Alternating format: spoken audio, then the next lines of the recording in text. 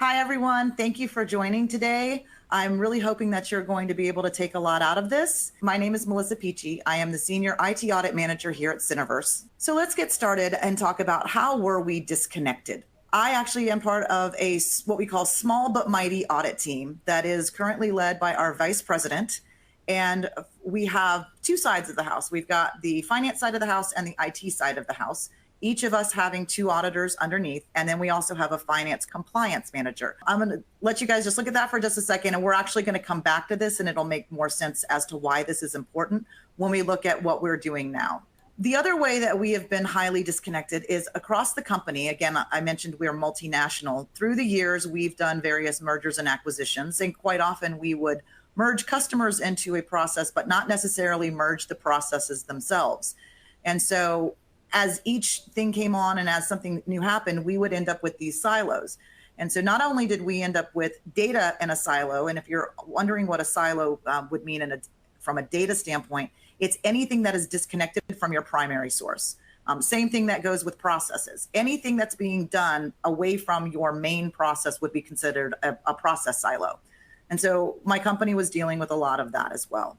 Then, of course, we all should be familiar with the 3 lines of defense and what they're supposed to look like. But for the longest time, what was happening is that there was a compliance function in audit services, which was both acting as the first line of defense. Audit services was also acting as the second line of defense, which basically meant that we had no one in the third line of defense. So how did we start connecting all of that? And that's really what the meat is for today that we're going to get going on. So first, 5 keys to help you guys do this. The first one is going to be understanding your connections. Okay, so let's talk about an ecosystem. This is actually one of my favorite words that I use, and it is a complex network or interconnected system. I'm sure you guys are aware of them. One of the biggest ones, of course, that everyone would know about is a coral reef. And there's some really great things about ecosystems. The first one is they're diverse.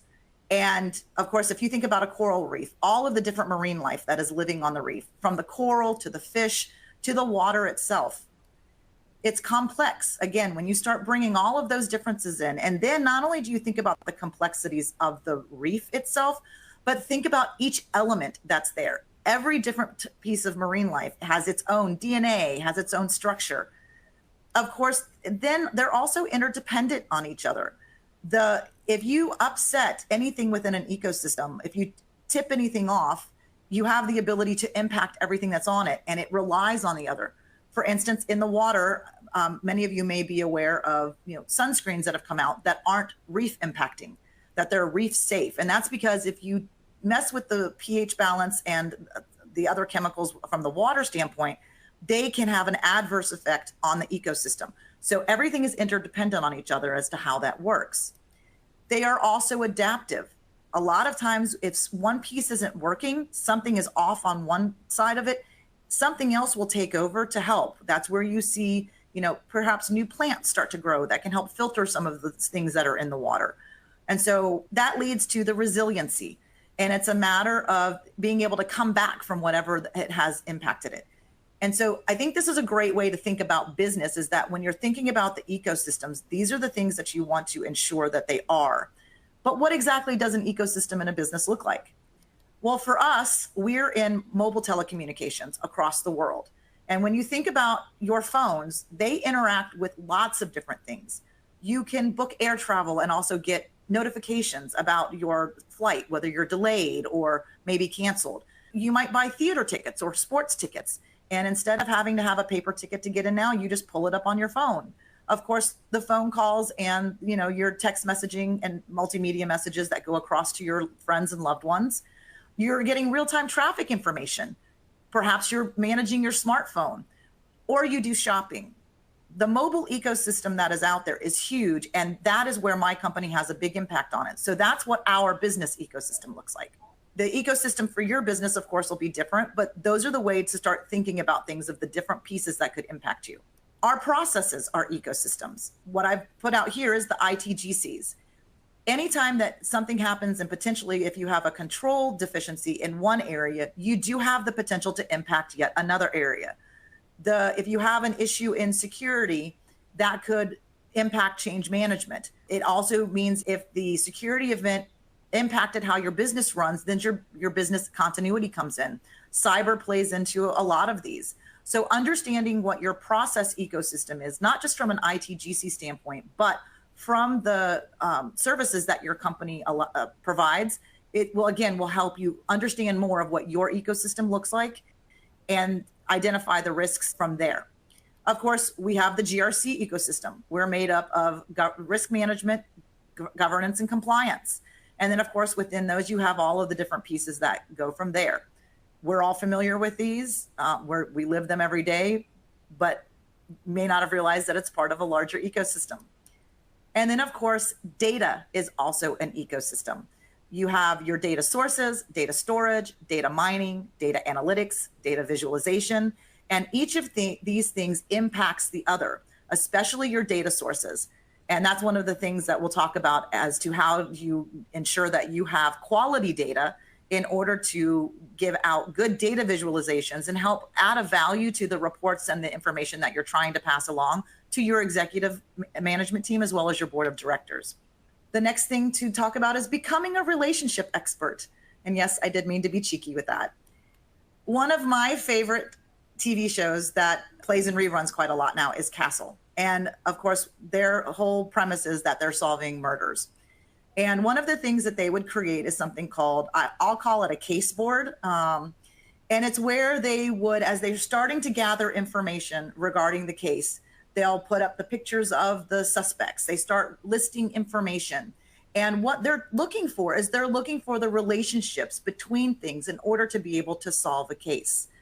And one of the things that's really good with understanding the relationships in terms of data and systems and your business ecosystem is also understanding when, if you don't have a piece of information, you might be able to solve for it. I'm not a huge fan of math, but a basic algebraic equation of A plus B equals C, if you have A and you have C, you potentially have the ability to solve for B.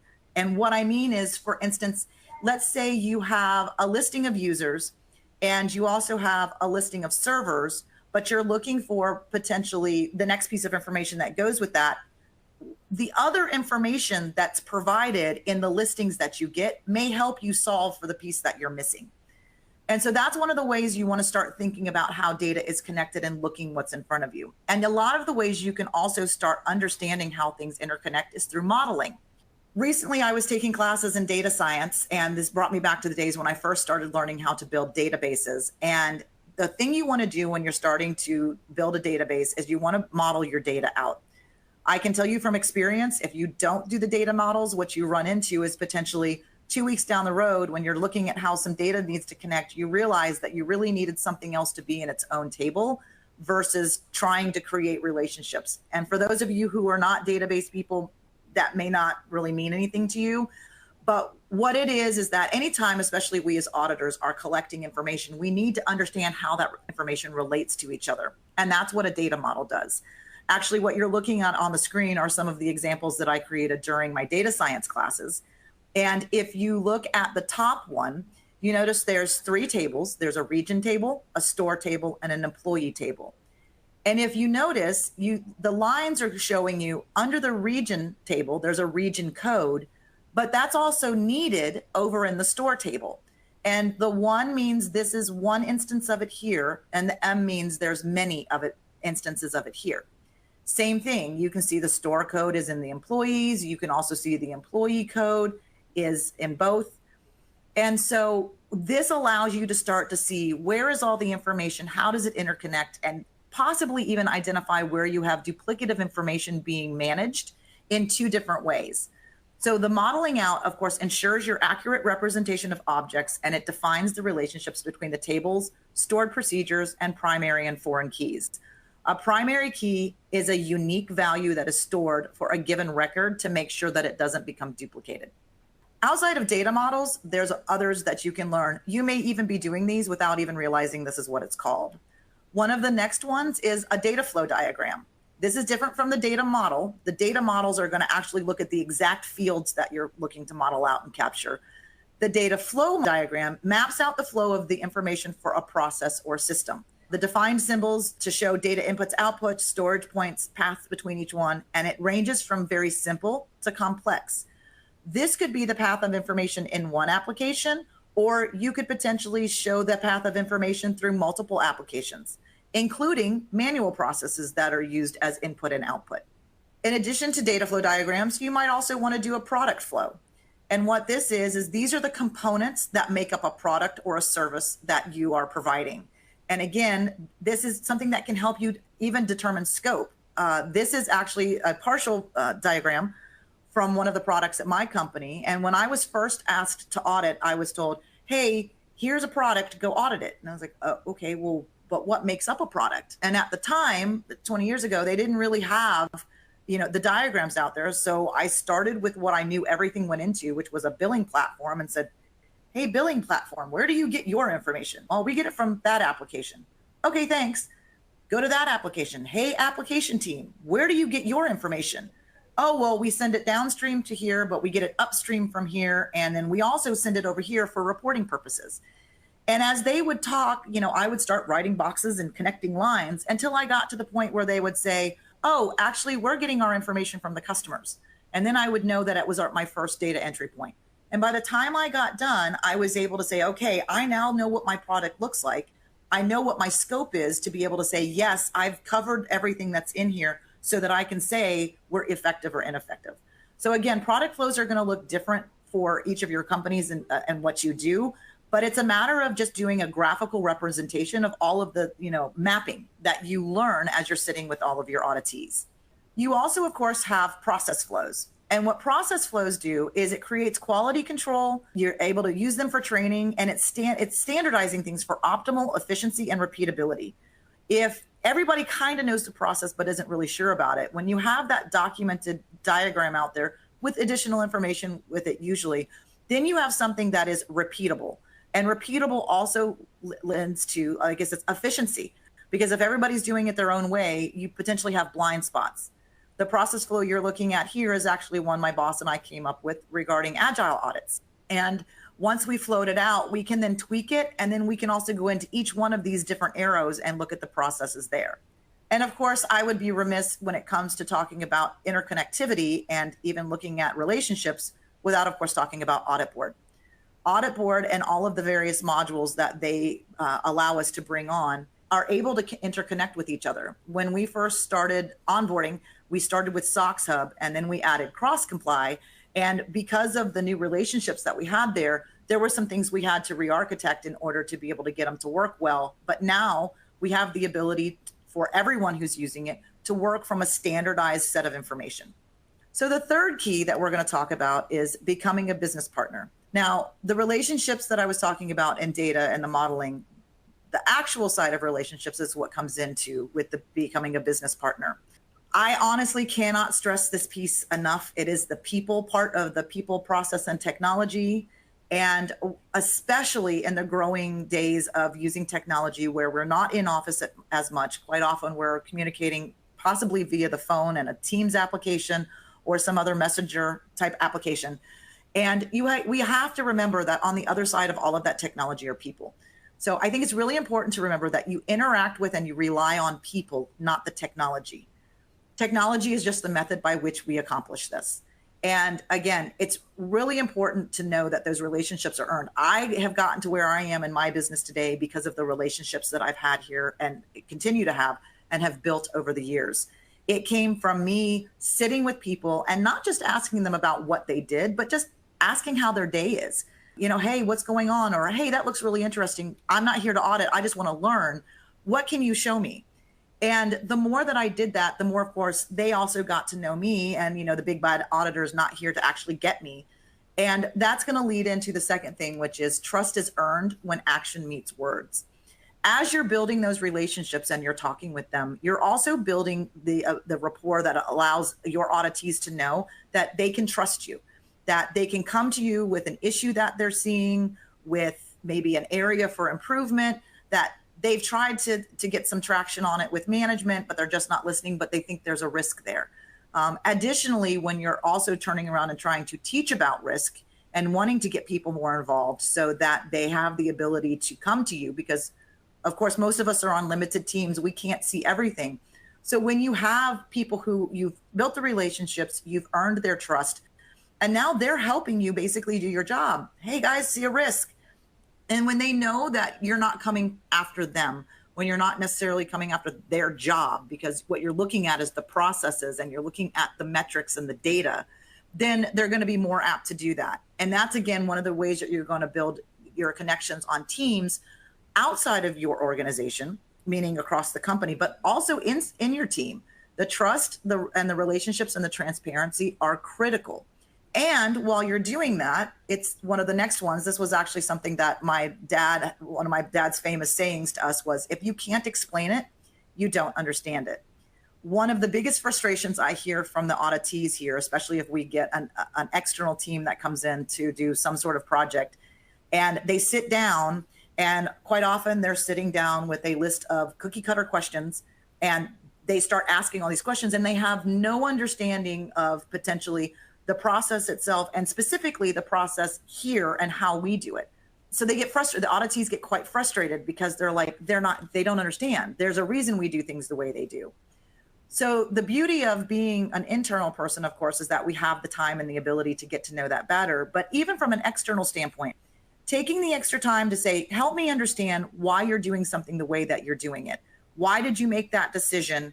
Why has it always been done this way or not changed? When you have that information, you now have the ability to do some critical, thinking and analyze over it and say, well, maybe there was a business reason it was done the way that it is. And maybe it's not so bad the way that they're doing it, even if it's not exactly the way you'd like it to be done. And that's where that understanding and spending the time to get to know that will come in. Again, this entire portion of this section is the relationships. I said it before, I can't stress it enough. Your relationships are the things that are going to get you there. The relationships are the things that when all of a sudden you have a control that came up out of the blue that needs to be tested by tomorrow, and you need your auditee to send you a list, which means they might have to work, an hour later than they normally do. When those relationships are in place, they're like, hey, you know what? Melissa's asking for this. We know how it is, and she's usually got our back. We're more than happy to send that to her. And so there's a lot more you can do with that. 19 years has given me that ability, but I think that's a skill and a key character trait to take with you wherever you go is, they say we have 2 ears and one mouth, listen twice as much as you talk. Usually a problem for me. I tend to talk a lot, but always, make sure you are listening at the same time. So let's take a look then at what the fourth thing is, which is focus and engage. And where we're going to go with that is focusing on strengths. So as you're building teams, again, I mentioned that we are a small and mighty team. And so what exactly does that mean? With everything that we need to get done nowadays, we need to be able to have a star player team. But what happens if you get, a bunch of stars all on the team, and how do they work well together? And what happens if you have egos butting heads and whatnot? One of my favorite examples of an absolute star player team is the Avengers. Of course, I am a complete geek. So when I watch those movies, I think about the fact that each one of those characters that's in the superhero conglomeration movies, they all have their own standalone. They are characters who do their thing. They don't really think they need the help of anyone else. They can handle this stuff. And obviously, from each one of their story arcs, you've seen that. But what happens when you come together, and how do you capitalize on all of those independent thinking, all of the independent skills that they have? How do you bring that in? So that's where you want to start focusing on the strengths of the people who are around you. So let's take a look at each one of these. So for instance, Captain America. When I think about him, I think of leadership. But then, of course, you have another person on the team who has got a pretty strong personality and could do leadership as well, Iron Man. He can be a leader, but yet I actually think his strength is creativity and technical. Of course, then you have the Hulk. Now, that could take you a minute and let me go, what exactly could the Hulk do? Well, when I think about it, the famous thing for him is Hulk smash. Well, that's like digging in. That's really getting in there and getting into the details and really getting deep and, pulling it apart. Not something everybody enjoys doing, but for the Hulk, that's what his thing is. He's dependable. He's going to get in there. He's going to do the things that you need to do. And you need to make sure you have that steady foundation under it. Of course, then there's the Black Widow. No superpowers for her. She's learned all her own skills through training. And one of her biggest things is analytics. She knows how to go into a situation, look at what's going on, and make those decisions based on what she sees. Then we can look at Hawkeye. And again, he's somebody who also does analytics. He's also dependable. But for me, when I think about him, I think about strategy and focus, which is, when he's got to pull one of those arrows out of his quiver and it's like, where am I going to do it? He's got to think about, I'm trying to do this when I take this shot. And then once he makes that decision through his strategy, then he has to focus on what he's doing. And so he's really good with that. And then last but not least, the God of Thunder, Thor. Again, the ability to do any of these things. And so I look at him as being swing support.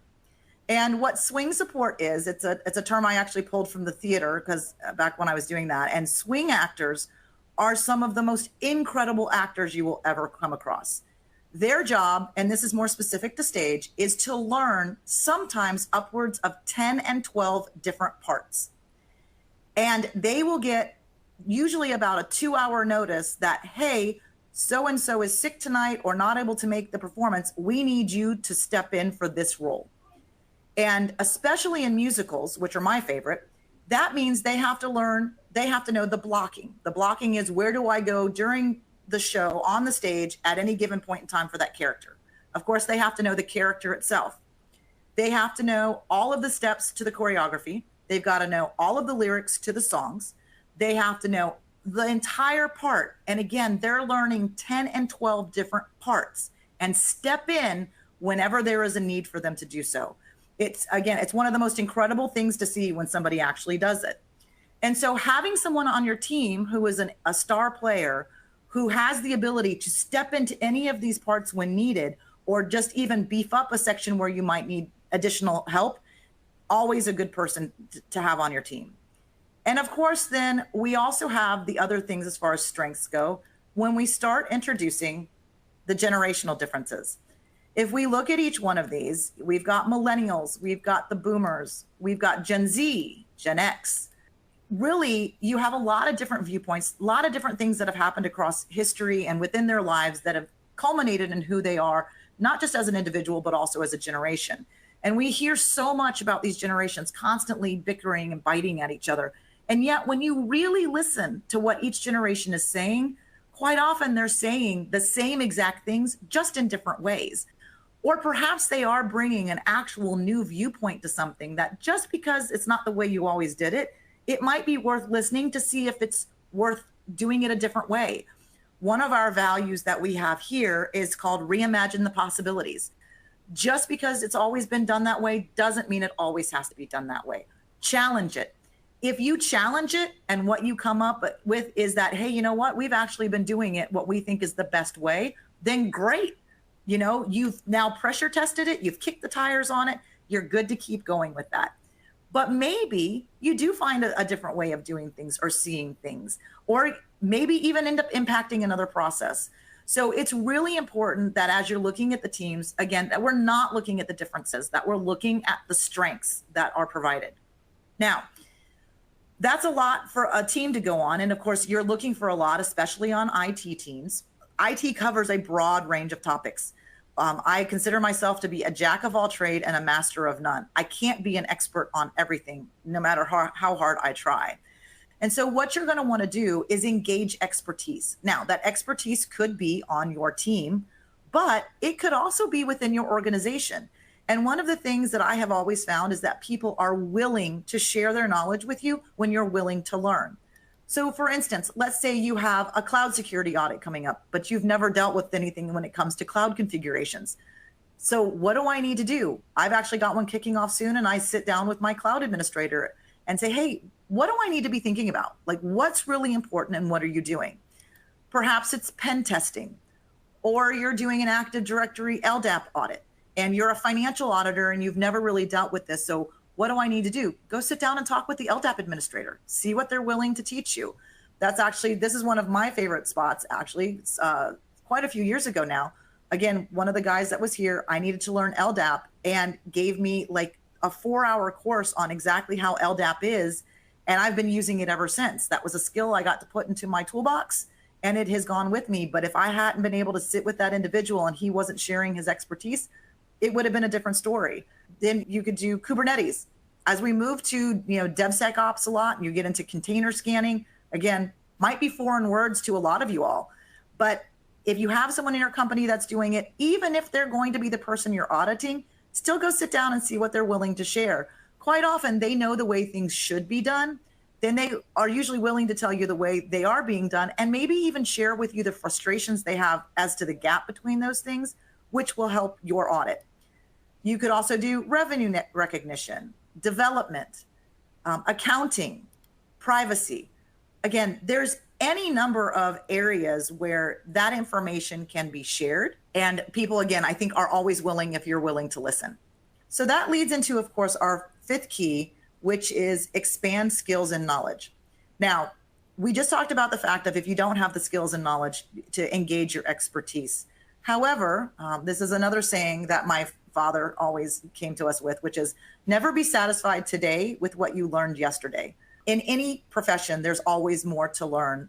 Specifically on the IT side, I think there's a never-ending bucket of things from which to dig through. And so always being able to look at, read a new article or maybe take a college course. I've actually been taking college courses for quite a while simply to learn new skills. The data science classes, not a degree that I'm finishing, but I knew that I wanted to be able to use better data analytics when I'm doing reports. So I decided to take a few classes in them. Of course, there's YouTube videos. There's any number of ways in which to learn. And I truly believe that all of life is an educational experience. It's just a matter of how much effort that you put into it. So taking the onus on yourself, not waiting for the organization to come to you to say, hey, we're about to kick something off. Can you please go research this? That's going to be something that's going to show well on you as well, which actually leads into one of the other values that we have at my company, which is think ahead and move fast. So these are the top 10 skills of 2023 that a lot of the employers are going to be looking for, both ones that you're already employed for and also other employers as they're looking to hire. And if you notice, there is a lot of analytical thinking and innovation. They're looking for high resilience and flexibility within their workers. The use of technology. I don't think any of us can argue with the fact that technology is becoming, a greater impact to us. We could talk about artificial intelligence for another hour all on its own, but the ability to embrace those things as capacity multipliers, it could be a differentiator in how, you go about doing your job, or how you potentially start getting into some of those budget and time constraints because you're using AI to help you figure out the best way to schedule your tasks, to look at where there's areas that need improvement. Leadership and social influence, that's going to be another big thing. And it doesn't mean just social media. Again, tying this back to the relationship portion of things and becoming that business partner, that influence you have from a social standpoint between the people, that's what allows you to get things done quite often in better time limits than you would if you didn't have those relationships. Okay, there's a lot that we've covered. We've talked about how to start modeling information and putting it out on paper so that you can see where you're trying to go and and each of your processes or data or products, or even how your teams work with each other. But what do you do with all of that information? How do you take the information about connecting teams, and where do you actually get started on that? So let's talk about how we got started. My team, when we sat down and said, okay, we have this small team. We know we're not getting any extra people. What can we do to make a small but mighty team even mightier? So one of the first things we did is we functionally reorged. And what that means is each of the senior managers does still have the 2 auditors that report to them. But when it comes time to actually perform the audits, we are now sitting down and looking at the audits no longer as an IT audit or a financial audit. We have an audit that we say, okay, what financial and IT components do we want to look at during this audit? And based on that, capitalizing on the strengths of our team, who are the best auditors to assign to that task? And as we go through that, if for some reason for instance, I have one of my financial auditors who is actually a CISA. So if she's going to be the one that is going to be working on an audit and maybe look at a few of the IT pieces, then during that time frame, she will dotted line report to me for the project management, not for overall management, but for project management. Same thing for my IT auditors if they're working with the financial manager on something. And again, that's allowed us to capitalize on all of the skills that each of our people have, put them in the right area, which also makes the audits more efficient because I'm not necessarily waiting for someone who doesn't have the skills to try to ramp them up. And additionally, it gives them the social impact because now they're getting to work with a different manager, always good to learn there, and also to learn to work with each other better. So it really is a more well-rounded experience. And that's how we looked at doing that. The next thing we do is do something called Bring It to the Table. We hold a meeting, every 6 weeks or so. And what it is that we grab snacks, we grab a beverage of some sort. This is during business hours. So unfortunately, not the good beverages all the time, but usually something more interesting than water. And we sit around and we talk. We may talk about what's going on with us personally, if we so choose. We talk about things we're hearing in the business. We talk about the things that we're working on. And quite often what might happen during that is one of the people on the team who hasn't been involved in the audit, but maybe has learned something in the company, says, oh, hey, wait a minute, did you know this? And quite often it's like, actually, I didn't, but that gives me an idea of what I need to think about next. And so what it allows, it's just a less structured, relaxed way to have a brainstorming session, to connect with each other socially, to learn more information about the business. Again, you start to see all of the different things, again, an ecosystem, all really to pull in to how do you really manage that team. And then out of that, quite often what you start to really see is somebody who might be very passionate about something. And that is what we do called finding your champion. Possibly no surprise to a lot of people on this call, I am the champion for AuditBoard on my team. I am a total nerd about it. I geek out every time something new comes up. Every time I have the opportunity to speak with the AuditBoard team and learn something new or figure out how to make the application do something different, I get super excited about it. And I love to be able to say, okay, let's go for it. And so my boss knows that if it comes to AuditBoard, you're not asking me to do something that's a chore. I love it. I want to do it. And again, when you find everybody's strengths and you make that person who's got that strength the champion on it, the energy from that person becomes very electric and it kind of goes throughout the team. And then hopefully the next people are getting excited, probably not as excited, but excited enough that says, hey, we really want to, be a part of this. And you know what? I love the way that you're doing that. I want to try that over here too. And so finding that champion, again, it's going to go back to purpose because, outside of a paycheck, why do we do what we do? Every business exists for a reason. And especially for the younger generation, who that's one of their biggest things you hear them say is, why am I doing these things? Well, what is that? I feel a great sense of responsibility in my company, again, across the globe, because we're right in the middle of mobile telecommunications. If something happens here, it impacts everybody in their phones. And so I feel a sense of responsibility to help safeguard and mitigate those risks to ensure that the mobile users don't have an impact to them based on something that happened here that maybe we could have prevented. And so that's my purpose when it comes to what I do now. When you can really, look at what your purpose is, that's going to help move things along. Of course, consolidating systems and processes, that's always, a great place to start. As we have put out audit reports, as we've worked and consulted with our organization, we've helped them see areas where, guys, you've got two teams doing the same thing, but two totally different ways. This could be a good place for you to consolidate. And over the years, they've looked at that. And so they've started to consolidate into more streamlined operations, which of course allows them to do better metrics, analytics and metrics, and just be more efficient in how they're doing things. Of course, there's also getting everyone on the same page, which is where AuditBoard comes in. Before, compliance was using an Excel spreadsheet. I had things in an Access database. We actually didn't have a GRC team, but when they came in, they started their own Excel things. And all of a sudden, we had 3 different copies of controls with different descriptions, different owners. We weren't working from a single source of truth. And one of the best things that AuditBoard does for all 3 of our teams, including all of our stakeholders actually, is to give a single source of truth.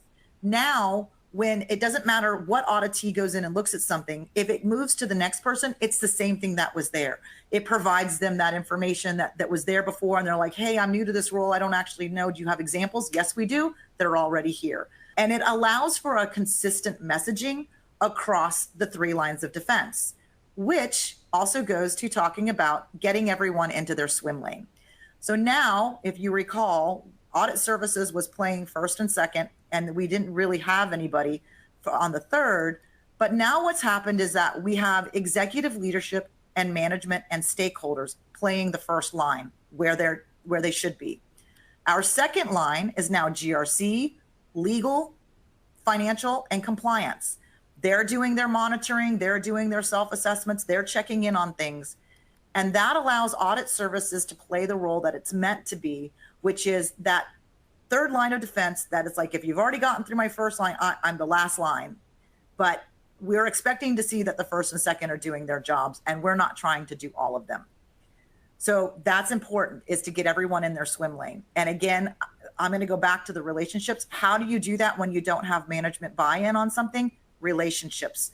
Helping them understand the whys and getting them there is what will help you get everyone into the right swim lane. And then, of course, model it. Not that kind, but this kind. Take your champion, and if you want to change something on your team, have your champion try whatever you want to do out first. We've been doing that a lot on my team. We want to try a new report format, but we're not sure everybody's going to like it. So I'll take it on one of my audits and I'll actually do it. I'll work with my boss and we'll tweak it and whatnot, and we'll see what we think about it. And then we'll go to everyone else and say, okay, everybody, what do you think about this? Oh, no, we don't like it, but maybe we can make some changes to it. But you're not putting everyone through that change and stressing them out while they're trying to get things done. You're taking the person who's most excited about doing it and modeling it and basically doing a proof of concept and saying, hey, we actually think this is going to work great. Now, what happens if you don't necessarily think you have all of the tools that are needed? Or maybe you don't have as many people as you'd like. Theodore Roosevelt said, do what you can with what you have where you are. Quite often I'll hear, oh, well, we can't do that. We need to buy a new tool. And I'm like, well, as much as it might be nice to buy a new tool, do you have Excel? Do you have Access? Do you have, the ability to perhaps use maybe an open source system that's available on the web, as long as your organization is approved it, of course. There are things that are available if you look and actually, say, before I go to buy something, what do I have in front of me? What can I do with it? It's kind of one of those, days like perhaps a lot of you may be snowed in right now. And it's like, crap, I need to make something to eat. I can't go to the store. What's in my refrigerator? Like, what can I come up with the things that I have that I might not have thought to do if I had it so easy as to just go spend money? So that's the idea on that, is that even if you don't have everything available to you, you probably do have a lot in front of you when you just don't realize it. Thank you all for joining today. I greatly appreciate it. And thank you so much for your time.